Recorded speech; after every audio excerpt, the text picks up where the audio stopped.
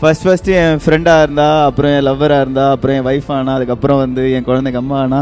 But இன்னமும் she is being my friend. இது வரைக்கும் நான் எவ்வளோ ஷூட்டுக்கு கூப்பிட்ருக்கேன், அடம் பிடிச்சிருக்கேன். ஏன் நம்ம விஜய் டிவிலேருந்து மிஸ்டர் மிஸ்டர் சின்ன திரைக்கெலாம் வரணும் அப்படின்லாம் சொல்லி என்னென்னமோலாம் சொல்லியிருந்தாங்க. பட் ஆனாலும் ஃபர்ஸ்ட் டைம் நான் ஏதோ வின் பண்ணுறதை பார்க்கணும் அப்படின்றதுக்காக இந்த தடவை அவங்களா வரேன்னு சொல்லியிருந்தாங்க.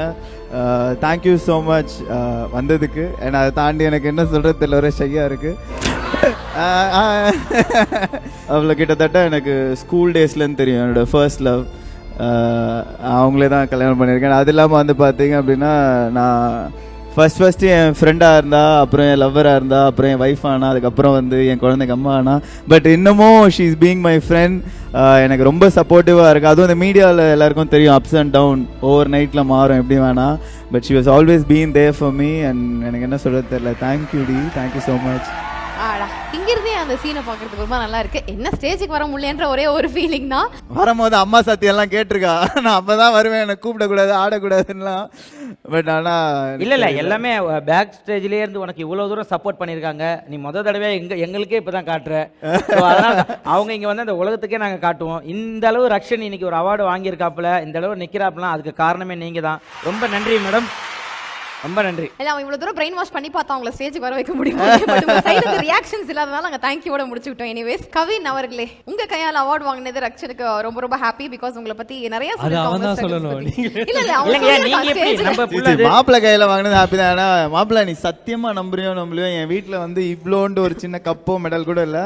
இதான் என் ஃபர்ஸ்ட் அவார்டு. இது வரைக்கும் டிவி ஷோ கேஸ் வெறும் டிவி மட்டும் தான் இருந்துச்சு. ஸோ பக்கத்தில் வைக்கிறது எனக்கு ஒரு அவார்ட் கொடுத்துருக்கீங்க. Band rules, thank you so much. இனிமேட் நீ ஒரு ஷோ கேஸ் ரெடி பண்ணு, நிறைய அவார்ட்ஸ் வந்துட்டே இருக்கு வருஷல. லவ் யூ மச்சான், love you daddy. First award நான் ஹோஸ்ட் பண்ணிருக்கேன் பாரு, எப்படிலாம் கடவுள் முடிச்சு போட்டுருக்காரு. ஆஹா, ஆரம்பமே அமோகமா இருக்கு. மொத்தமா இப்ப எனக்கு உங்களுக்கு எல்லாருக்கும் சேர்த்து தனியா ஃபீல் பண்ணான்னு நினைக்கிறேன்.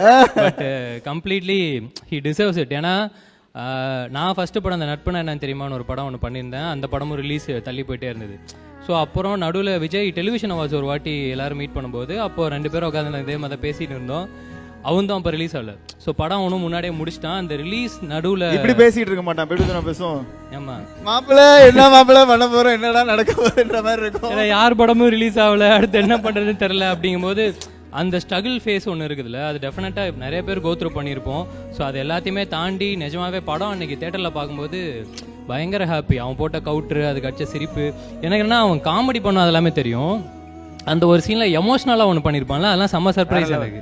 ஆமாம், நீ லெஃப்ட்னா லெஃப்ட்டு, ரைட்னா ரைட்டு அப்படின்னு அந்த ஃப்ரெண்டுக்கு ஒரு மேட்லாம் பண்ணியிருப்பான்ல, அதனால் பயங்கர ஹாப்பி. அண்ட் லாக்டவுனில் திரும்பி பார்க்கும்போதும் தேட்டரில் பார்க்கும்போது என்ன ஃபீல் எக்ஸாக்டாக அந்த படம் கொடுத்துச்சோ அது அப்படியே திரும்ப லாக்டவுன்லேயும் திரும்ப நம்ம வீட்டில் பார்க்கும்போது கூட பயங்கர ஹாப்பியாக இருந்தது.